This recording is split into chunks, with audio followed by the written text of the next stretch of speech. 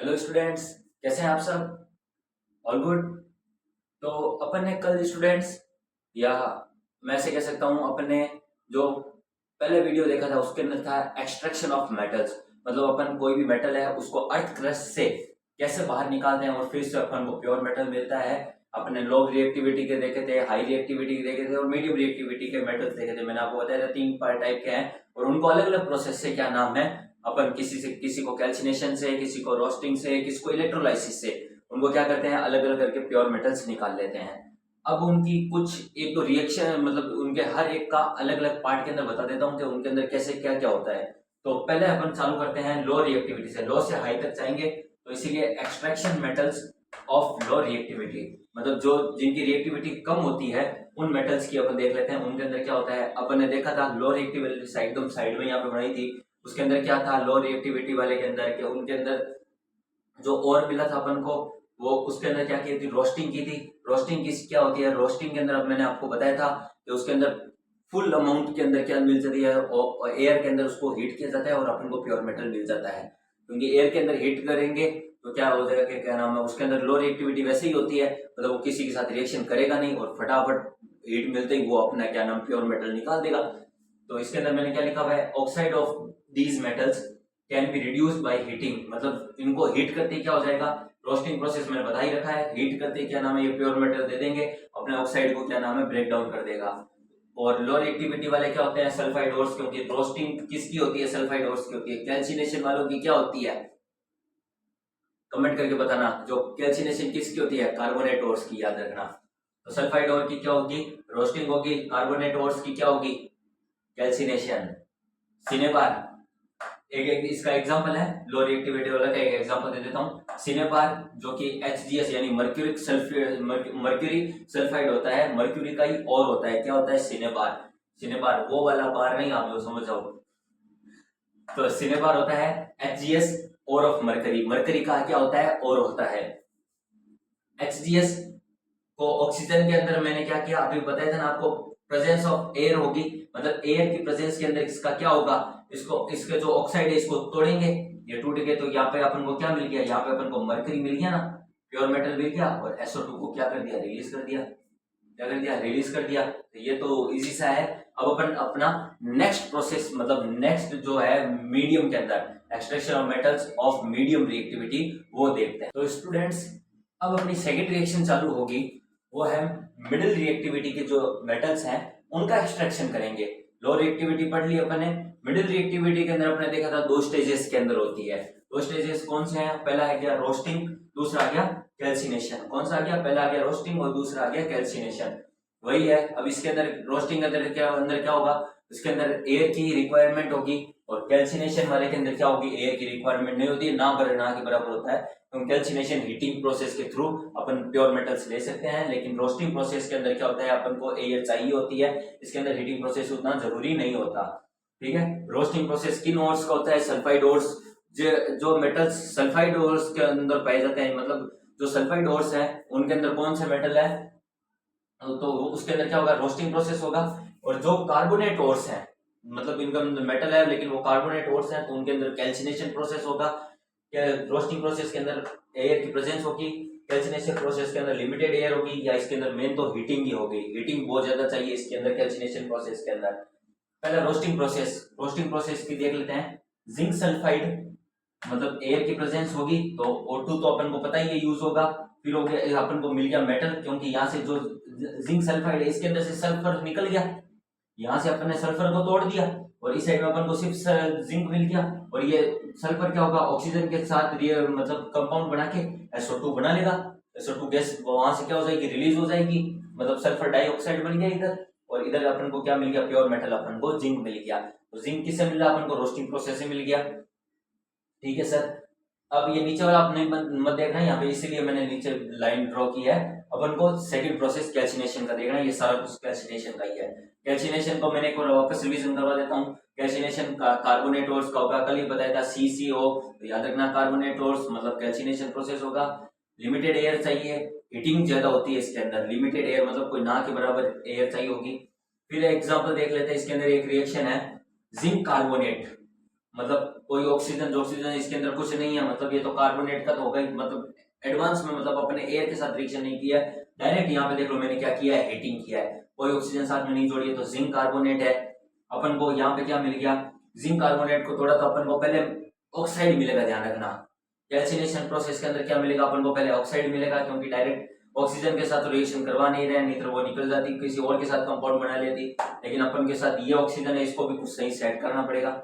तो ये क्या हो गया, हीटिंग इफेक्ट हुई, तो यहाँ पे अपन को जिंक ऑक्साइड मिला, अभी तक प्योर मेटल नहीं मिला है, तो zinc oxide plus carbon dioxide, समझ आ गया। यहाँ पे कार्बन डाइऑक्साइड रिलीज हो जाएगी और अपन को जिंक ऑक्साइड मिला।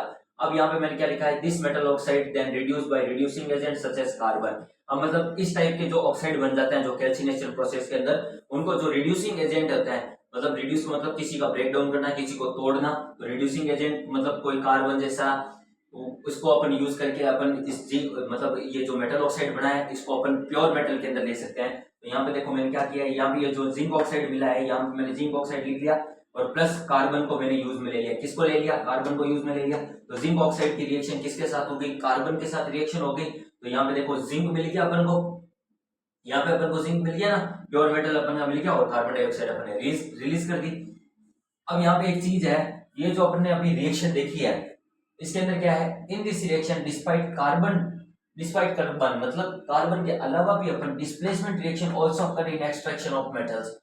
मतलब डिस्प्लेसमेंट रिएक्शन, अगर अपन को मेटल ऑक्साइड से प्योर मेटल चाहिए होता है, वो भी किसके अंदर, कैल्सिनेशन प्रोसेस के अंदर, तो अपन कार्बन की जगह, कार्बन जो रिड्यूसिंग एजेंट है, कार्बन की जगह अपन डिस्प्लेसमेंट रिएक्शन के अंदर एल्यूमिनियम और अदर मेटल्स भी अपन को यूज में ले सकते हैं, अदर मेटल्स यूज ले सकते हैं, मतलब कार्बन तो है ही और साथ साथ में एल्यूमिनियम भी अपन यूज में ले सकते हैं, जिससे अपन को क्या मिल जाए, प्योर मेटल मिल जाए। समझ आ गया। अब स्टूडेंट्स एक थर्मिट रिएक्शन और है, वो भी मैं इसको आपको समझा देता। हाँ स्टूडेंट्स, अब अपनी है थर्मिट रिएक्शन। थर्मिट रिएक्शन क्या होती है, ये इसी चैप्टर का पार्ट है, लेकिन उन दोनों सी चीज मतलब अपने जो एक्सट्रैक्शन ऑफ मेटल्स पढ़ रहे हैं उससे थोड़ा अलग डिफरेंट टॉपिक है इस टाइप का, लेकिन ये इंपॉर्टेंट है, ये अपने एनसीईआरटी के अंदर है और ये पेपर के अंदर आता भी बहुत ज्यादा है। थर्मिट रिएक्शन, थर्मिट मतलब अपने नाम से अपन को पता चल रहा है कि मतलब थर्मिट रिएक्शन मतलब कुछ थर्मल एनर्जी, सर कुछ हीट से रिलेटेड है, बिल्कुल हीट से रिलेटेड है थर्मिट रिएक्शन, ठीक है। तो इसके अंदर देख तो आयरन ऑक्साइड Fe2O3 किसके साथ रिएक्शन करूंगा मैं, एल्यूमिनियम के साथ रिएक्शन करूंगा, दोनों की रिएक्शन होगी किसकी, Fe2O3 मतलब आयरन ऑक्साइड प्लस एल्यूमिनियम की रिएक्शन होगी, तो अपन को क्या मिलेगा, Fe मिलेगा, मतलब आयरन मिलेगा, प्योर मेटल मिल रहा है, प्योर मेटल अपन को यहाँ पे मिल रहा है, मतलब उसी का पार्ट है, मतलब थोड़ी सी एक अलग डिफरेंट रिएक्शन है, तो अपन को प्योर मेटल मिल गया। पर यहाँ पे देखो मैंने एल लिखा है, एल वो नहीं है जो अपने तुम्हारे और मेरी जिंदगी के अंदर लगे हुए हैं, ये वो एल है, मतलब लिक्विड है, मतलब क्या है, आयरन है, आयरन है प्लस Al2O3 मतलब एल्यूमिनियम ऑक्साइड, क्या है, एल्यूमिनियम ऑक्साइड, एल्यूमिनियम ऑक्साइड तो सॉलिड के अंदर निकलेगा और प्लस अपन को अपने हीट रिलीज हो जाएगी, मतलब देखो हीट तो रिलीज होगी क्योंकि ये क्या है, थर्मिट रिएक्शन है, ये तो फिक्स ही है। सर यहाँ पे आपने सॉलिड बना दिया, यहाँ पे आपने लिक्विड बना दिया, सर ऐसे क्यों, बताता हूँ। यहाँ पे देखो ये पीछे लाइन लिखी हुई है मैंने इंपॉर्टेंट वाली, ये मोस्ट इंपोर्टेंट लाइन है, ये मोस्ट इंपोर्टेंट लाइन है, समझ आ जाएगा। अब बताता हूँ, यहाँ पे क्या लिखा है, यूज्ड इन रेलवे ट्रैक्स और क्रैक पार्ट्स, मतलब जो अपने रेल की पटरी होती है ना, जो रेलवे ट्रैक्स होते हैं, ट्रैक्स अपन को पता है आयरन के बने होते हैं, लोहे के बने होते हैं, स्टेनलेस स्टील के बने भी होते हैं, क्योंकि उनके अंदर जंग भी लग जाता है और कई बार अपन देखते हैं वो कट जाते हैं, बीच में से छेद हो जाते हैं रेलवे ट्रैक्स के अंदर। अब ऐसा तो है नहीं कि रेलवे ट्रैक के अंदर बीच छेद हुआ, उठा के लेके आ गए और सीधा वहां पे छेद भर दिया और वापस वापस लगा, नहीं, इम्पॉसिबल है। इतने कितने रेलवे ट्रैक्स के अंदर क्रैक आते हैं, तो वहां पे उन क्रैक्स को भरने के लिए कौन सी रिएक्शन यूज आती है, मतलब वो क्रैक्स के भरने के लिए मतलब उनको क्या चाहिए होता है, तो वहां पर जो आयरन होता है जो लिक्विड फॉर्म के अंदर होता है वो चाहिए होता है। अब ऐसे तो है नहीं कि ये आयरन यहाँ से निकाला, यहाँ से तोड़ा, यहाँ पे लगाया, ऐसे तो है नहीं, लिक्विड फॉर्म के अंदर, क्योंकि फिर उसको जमाते भी है। आपने वेल्डिंग देखी होगी, जो वेल्डिंग करते हैं वो जो सॉलिड चीज होती है उसको लिक्विड में कन्वर्ट करते हैं। वेल्डिंग के अंदर अपन देखते हैं ना, लंबा सा तार होता है, उसको वेल्ड करते हैं, तो वो वेल्ड करते हुए क्या लिक्विड बनते बनते उसको ऊपर जमा हो जाता है। वैसे ही रेलवे ट्रैक्स के अंदर होता है, वो उसको अंदर क्या कर देते हैं, उसको फिल कर देते हैं, इसको आयरन को फिल कर देते हैं।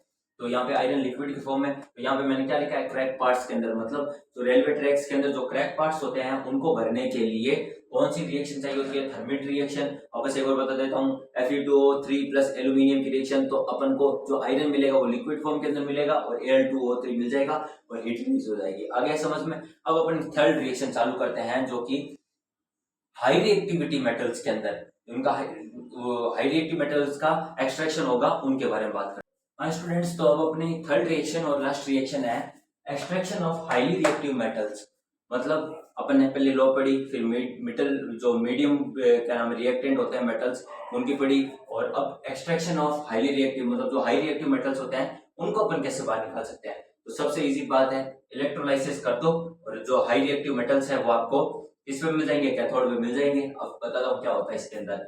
एग्जांपल देख लो पहले, सोडियम, कैल्शियम, मैग्नीशियम अपन को पता है, पोटेशियम, पोटेशियम जैसे ये मेटल्स क्या होते हैं अपन को डायरेक्ट ऊपर हाई क्या नाम सबसे ज्यादा रिएक्टिविटी सीरीज के अंदर अपन को ऊपर मिलते हैं सबसे ज्यादा। तो ये अपन को पता है ये इलेक्ट्रोलाइसिस से मिलते हैं। इलेक्ट्रोलाइसिस का और बता देता हूँ पहले, इलेक्ट्रोलाइसिस के अंदर दो प्रकार के मेटल रोड्स लगी होती है, जिसको ऊपर एक के ऊपर कैथोड होता है और दूसरे को एनोड कहते हैं। मतलब कैथोड किसको, जिसके ऊपर पॉजिटिव चार्ज होगा मेटल के ऊपर, और एनोड किसको, जिसके ऊपर नेगेटिव चार्ज होगा।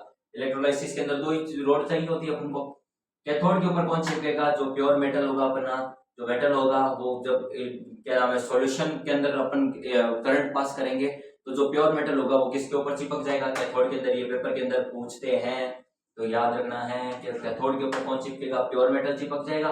एनोड के ऊपर कौन चिपकेगा, जो क्लोराइड जिसके साथ अपन रिएक्शन कर रहे हैं, मतलब जिसके निकालेंगे अपन, जैसे पूरा सॉल्यूशन घोल दिया उसके अंदर से पूरा, क्योंकि उसके साथ अपन को पता है इम्प्योरिटी तो मिली होगी, तो जो क्लोराइड होगी, जो इम्प्योरिटी होगी वो एनोड पे चिपक जाएगी और जो प्योर मेटल होगा वो कैथोड पे चिपक जाएगा। आगे समझ में। और फिर इसके अंदर इलेक्ट्रोलाइसिस प्रोसेस बता देता हूँ। जैसे ये कोई बड़ा सारा बीकर है, इसके अंदर आपने क्या कर दिया, यहाँ पे सॉल्यूशन किसका कर दिया, solution of metal salt. Metal salt मतलब प्यूरा एकदम इम्प्योर, मतलब ओर का पूरा एकदम घोल दिया उसके अंदर, उस पूरे को घोल दिया एक क्या नाम बीकर के अंदर। अब अपन ने दो रोड ले ली, उसको बैटरी से कनेक्ट कर दिया। अब यहाँ पे क्या किया कि अपन ने जब करंट पास किया तो अपन ने गौर किया कि जो प्योर मेटल है जो कैथोड पे चिपका है वो क्या है, प्योर मेटल। मतलब जो पॉजिटिव चार्ज पे चिपकेगा, मतलब ऐसे याद रखना मेटल पॉजिटिव होता है, तो याद रखना है जो पॉजिटिव चार्ज पे चिपकेगा, यहाँ पे मैं प्लस और निशान बना ही देता हूँ, ये प्लस या माइनस। तो यहाँ पे क्या होगा, जो प्लस के चार्ज के ऊपर चिपकेगा वो मेटल हो जाएगा, और जो क्लोराइड आयंस जो कि एनोड पे चिपकेंगे वो इम्प्योरिटी है। और बाकी एक ध्यान रखना, जब ये पूरा रिएक्शन होती है, इलेक्ट्रोलाइसिस होता है, तो इसके अंदर जो बाकी और कचरा होता है ना, जो बाकी क्या नाम है जो इनसॉल्युबल है, जो इनसॉल्युबल है वो क्या होते हैं, वो एनोड, जो एनोड रोड होती है उसके एकदम नीचे की साइड में बीकर के एकदम जो तला होता है, जो बॉटम होता है, जो बेस होता है बीकर का, जिसके अंदर एनोड जहां पे लिखी हुई है उसके एकदम बेस पे क्या होता है, यहाँ पे एनोड मड, मतलब ऐसे कुछ मिट्टी सी जमने लग जाती है, वो क्या होती है, एनोड मड होती है। इलेक्ट्रोलाइसिस के अंदर पूछ लेते हैं कि मड कहाँ पे जमा होगी, तो एनोड के नीचे जमा होगी, ठीक है ना। एनोड मड यहाँ पे देखो मैंने ऐसे बना भी रखा है, एनोड मड यहाँ पे जमा होगी। इनसॉल्युबल इम्प्योरिटी होती है इसके अंदर, मतलब ये किसका सॉल्यूशन किसका होता है, तो सॉल्यूशन ऑफ मेटल साल्ट का ध्यान रखना, किसका सॉल्यूशन होता है, मेटल साल्ट का सॉल्यूशन होता है। ये पूरा पूछ लेते हैं कि इलेक्ट्रोलाइसिस अब ऐसे तो नहीं पूरा पानी के अंदर कर दें, सॉल्यूशन ऑफ मेटल साल्ट का वो सॉल्यूशन होता है। दो रॉड लगी होती है, एक पॉजिटिव एक नेगेटिव। पॉजिटिव पे कौन चिपकेगा, मेटल चिपकेगा, नेगेटिव पे कौन चिपकेगा, जो क्लोराइड होगा। एनोड के नीचे क्या जमा होगी, एनोड मड जमा होगी, बैटरी से जोड़ देंगे, ठीक है। सोडियम क्या नाम, सोडियम, कैल्शियम, मैग्नीशियम जैसे हाई रिएक्टिव मेटल्स अपन को इलेक्ट्रोलाइसिस प्रोसेस से मिलते हैं। इलेक्ट्रोलाइसिस प्रोसेस के अंदर ये दो रोड चाहिए होती है, पता चल गया। फिर अपन को जो मेटल मिला अब उसको रिफाइन भी तो करना पड़ेगा, तो refining of pure metal from solution on electrolysis. Electrolysis से अपन उसको क्या कर सकते हैं, रिफाइन कर सकते हैं। तो आई होप आपको ये वीडियो जरूर समझ आया होगा।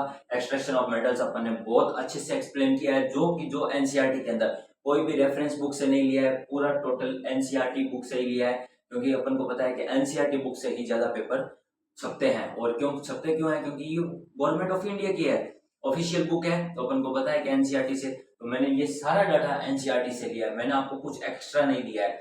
जितना का जितना एनसीईआरटी के अंदर है मैंने उतना एक्सप्लेन किया है। और आई होप आपको ये वीडियो जरूर समझ आया होगा और आपके एग्जाम में ये बहुत ही ज्यादा हेल्पफुल होगा। और अगर आपको ये वीडियो हेल्पफुल लगा हो तो आप लाइक शेयर सब्सक्राइब और कमेंट जरूर करना। और सब्सक्राइब तो जरूर जरूर करके जाना और पूरा वीडियो आप देखना। बिल्कुल वीडियो को बीच में से स्किप मत करना, क्योंकि स्किप करने से आपका क्या होगा, कॉन्सेप्ट क्लियर नहीं होंगे। एक तो पहली बात, आप इसको 2x या 1.5x के अंदर आप इस वीडियो को देख लेना, लेकिन इसको स्किप मत करना कि जैसे आपने बीच में से वीडियो काट दिया, आप वो काटा कुटी मत किया करो। पूरा जो लाइन टू सीरीज के अंदर चले ना उसको पूरा कंप्लीट देखा करो, क्योंकि सीरीज के अंदर नहीं देखते अपने कंसेप्ट क्लियर नहीं रहते, फिर क्या है वापस देखना पड़ता है, फिर वापस देखना। एक बार के अंदर पूरा समझना चाहिए, ध्यान रखना, एक बार के अंदर अपना पूरा कंसेप्ट क्लियर होना चाहिए। आ गया समझ में? तो लाइक शेयर सब्सक्राइब बटन दबा दो। ओके।